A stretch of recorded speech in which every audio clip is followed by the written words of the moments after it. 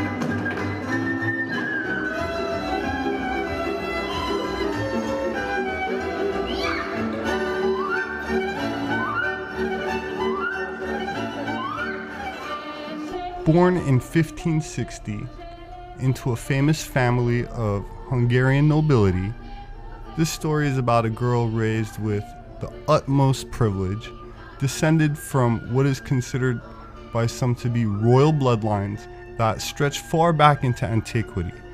An ancient family that has a notorious history of dark practices, including many incidents which took place in this Slovakian castle, now left mostly in ruins. Her childhood nurse was named Ilona and was said to have been a practitioner of black magic. And the word black in this context means hidden or secret, probably because it involved the sacrifice of children, primarily it would seem for their blood. Her favorite aunt was reported to have practiced witchcraft, and she was married to a count at the age of around 14 or 15, but he was never around, so this aunt became very influential in her life, as was her uncle, a Luciferian alchemist, and her brother, who was probably best known for pedophilia. So history remembers her as the Countess Elizabeth Bathory, a sadistic example of someone who participated in blood rituals and whose behavior, some claim, was the result of an unusually deranged upbringing, but may in fact be not that unusual and actually based on cruel practices which originated in a far distant and even prehistoric time. She was eventually sentenced to solitary confinement in a tower of her castle, where she died in 1614, but not before authorities, on the orders from the king himself, collected testimony from more than 300 witnesses, including priests, noblemen, along with other personnel that resided with her in the castle, tabulating the number of victims to somewhere around 650 pubescent girls between the years of 1585 to 1610. The young girls were reportedly brutally tortured as the blood of virgins was a key alchemical component of her beauty regimen.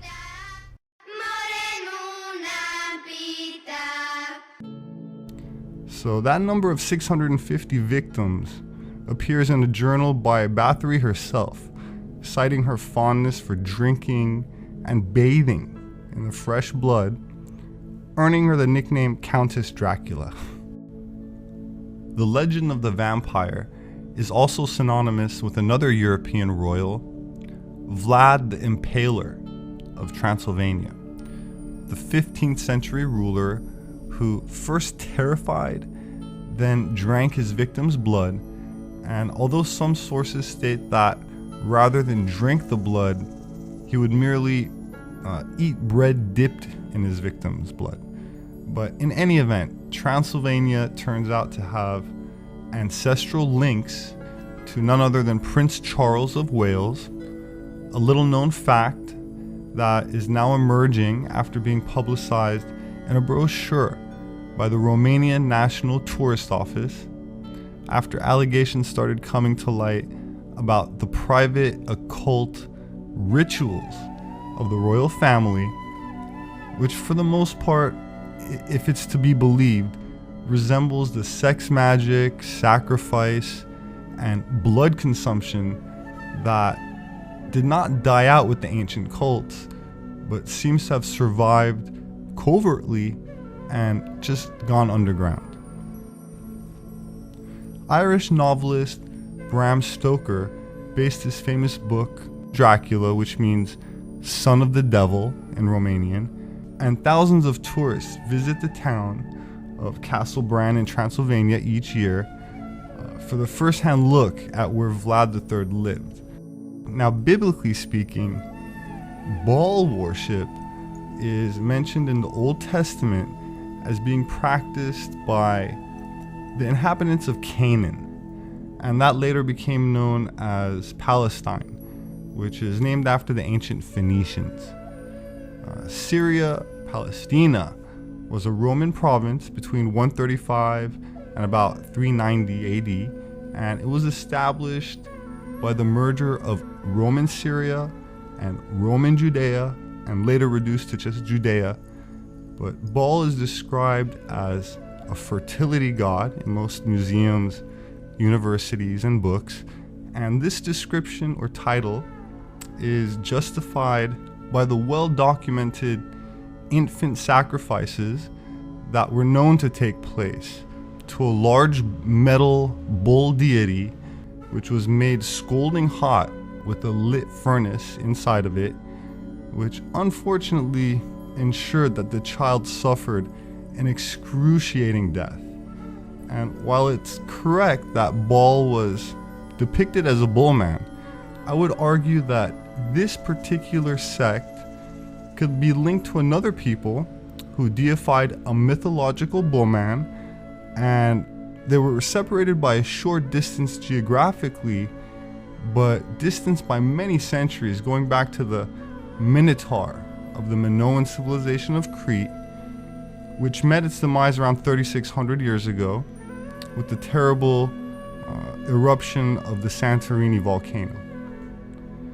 The Minoan Civilization was an advanced seafaring empire that flourished in the Mediterranean around 4 millennia ago, and by flourished I mean totally dominated as a colonial power, and we can safely presume this for several reasons. One of which is the fact that their very aesthetically exquisite island capital of Crete, which was strategically situated among some other great empires around them, had absolutely no walls anywhere surrounding it. Absolutely no fortification whatsoever.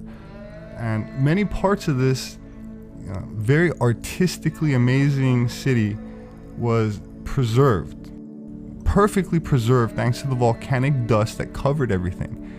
And what we see is a people who were not worried at all about being attacked or invaded, and instead seemed to be people who were themselves very much feared. Much of their writing, which is called Linear A, that they left behind is still a mystery, as it has not been deciphered yet. So a lot of what we know comes from classical writers of other civilizations, and a lot of them claim that this bull god required regular human sacrifice. The term Minoan refers to King Minos, who was associated in Greek mythology with the famous labyrinth and the Minotaur.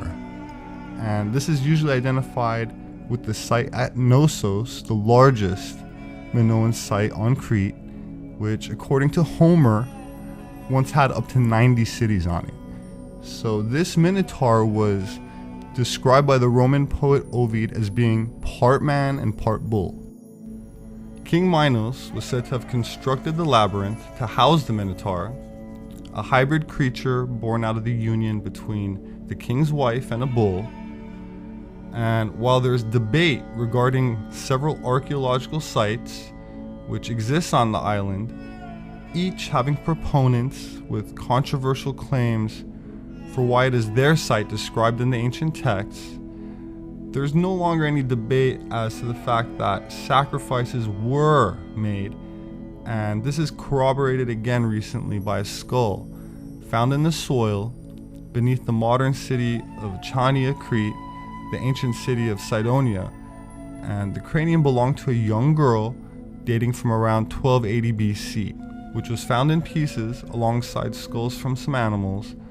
And during the excavation published in 2010, that touted evidence of a ritual which included the sacrifice of animals and a young female girl. And this is according to Maria Vazaki, the site's chief excavator and director of antiquities and cultural heritage for the Greek Ministry of Culture. While Minoan Linear A is still not deciphered, Linear B is, and stone tablets bearing references to Zeus and Dionysus were found, confirming the cult of Dionysus in the Minoan Civilization. The Dionysian mysteries were a ritual of ancient Greece and Rome which used intoxicants and other trance-inducing techniques such as dance and music, the goal being to liberate the higher self or true self, or that part of an individual which is theoretically somehow connected to everyone and everything else by hypnotizing or distracting the ego. It might be a stretch for some, but in some ways this philosophy can be seen in some of the ritualistic prayer chants and dance of the Sufis, an esoteric branch of Islam, but not totally accepted by many Muslims, in which they call it the destruction of the self. And by self, I mean the ego self, or association with your own self-centered reality, and the goal is to subjectively experience a communion with God. Now, the Minoan bull cult existed at a time during the Great Year, a term coined by Plato, which references a roughly 25,000 year cycle. And this is known to most as the precession of the equinox, the path the sun takes through the 12 houses of the zodiac, rising in a different constellation roughly every 2150 years. And when it has completed one cycle, we call that a great year. So the era of Christianity, when it started, is often symbolized with the fish, and this can be seen in the astrological sign of Pisces. So the 2150 year era, which started around the time of the birth of Christ, we are currently transitioning out of, astrologically speaking, and into the age of Aquarius. Now, before the Christian era, that is to say the roughly 2,000 year period before Christ, is known in occult circles today as the Aryan Age, which is almost universally symbolized by the ram. Now, before that, 2000 BC or 4,000 years ago, around there, during the Minoan Civilization, it was the age of Taurus. Taurus precedes Aries, and so the Minoans and their bull god reflect this symbolically. So in this context, the deity is not so much a bull god as it is a sun god, a solar deity, not just a fertility deity, but symbolic of a solar cult when the sun is in the house of the bull. So let us turn to the spectacular Minoan art and ponder why these people, some of whom smeared red ochre mixed with animal fat on their skin, as the men in ancient Egypt did, but that's another story.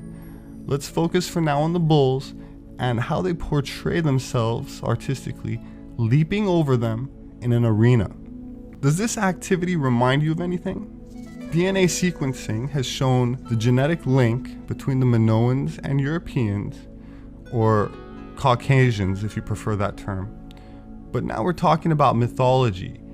And is there any other ritualistic link that you can think of to the bull? How about bullfighting, which is still practiced in many parts of Europe today?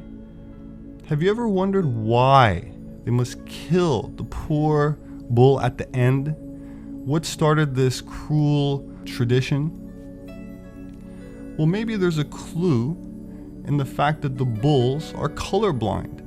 So the toreador that is waving around a red cape selects red not to get the attention of the bull better, but the red cape is symbolic. Just like the killing of the bull is symbolic of the death of the age of Taurus and the start of the next age. Another ancient religion from around this time period is the worship of Mithra, which many people attribute to the Romans, but it predates the Roman Empire by millennia. And we see pre-Christian Mithras in the center of a zodiac here with the same cardinal signs as other famous figures have been symbolically portrayed. And in this era, in this age, we see Mithras doing what? That's right, clearly killing the bull, symbolically ending the Taurian age.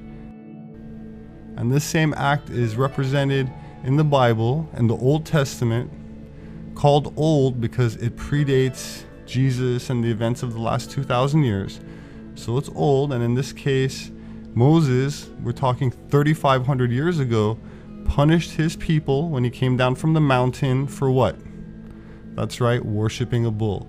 So again, symbolically, punishing them or destroying the golden calf. This scene, in my estimation, is another reflection of the solar mysteries, which some of you have oversimplified by calling paganism, but hopefully are starting to see that it's part of a much bigger and older picture than most have suspected, and definitely stretches past the Holocene into the Pleistocene. My name is Robert Sepehr. I'm an author and anthropologist, and would like to invite you to join me in awakening from a long amnesia. Species with amnesia, our forgotten history. Gods with amnesia, subterranean worlds of inner earth. The occult secrets of Vril.